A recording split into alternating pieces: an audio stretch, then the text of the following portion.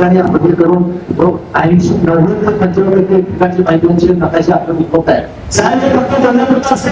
ज्यावेळेस आपण विचारलं जातं त्या अधिकारी निकाल झालाय, त्या अधिकाऱ्यांना माहिती आहे अशा पद्धतीने त्यांचे उत्तर येतात. आणि हे सगळं कसं महाराष्ट्र शासन असू दे, केंद्र सरकार असू दे, ज्यावेळेस स्वतः सरकारने आम्हाला पैसे दिले जात आहे त्या दिवसांनी काम करतो असं म्हणतात. अहो आता 1.5 लाख रुपये पगार आहे यांना.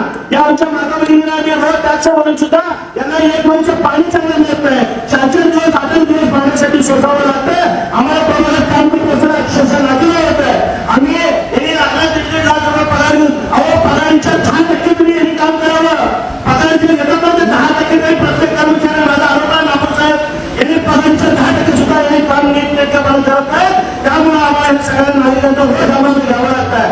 आम्ही पूर्वीपासून ऐकत असताना साधारण पाणी पुरवठा पाणी अतिशय महत्वाचं माता बहिणीला सगळ्या नागरिकांना आहे. पण पाणी पुरवठ्याच्या संदर्भात कुठलाही सूक्ष्म नियोजन या मुद्दा होत नाही. आणि जे काही संबंधित अधिकारी आहेत मी तुम्हाला एक व्हॉट्सअपवर आलेलं आहे त्याला स्वतःवर आलेलं आहे.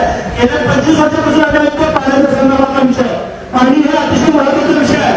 पाण्याच्या संदर्भात ऐकत असताना आम्ही लहानपणापासून ऐकतोय.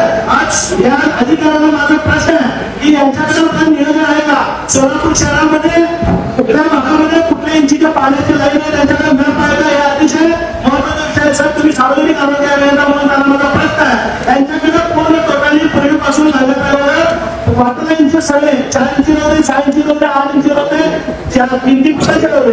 त्यांच्याकडे संबंधित अधिकाऱ्यांना उत्तर द्यायला झालं. आपल्या मंडळी विभागात एक अशोक कट्टीमणी म्हणून एक कर्मचारी आहे. साहेब नमस्कार, मी अशोक कट्टीमणी, राहणार गावमधली हाऊसिंग सोसायटी मुस्लिम बाजार ब्लॉक नंबर 22. गेल्या 2 महिन्यापासून मला पाणी मिळत नाही.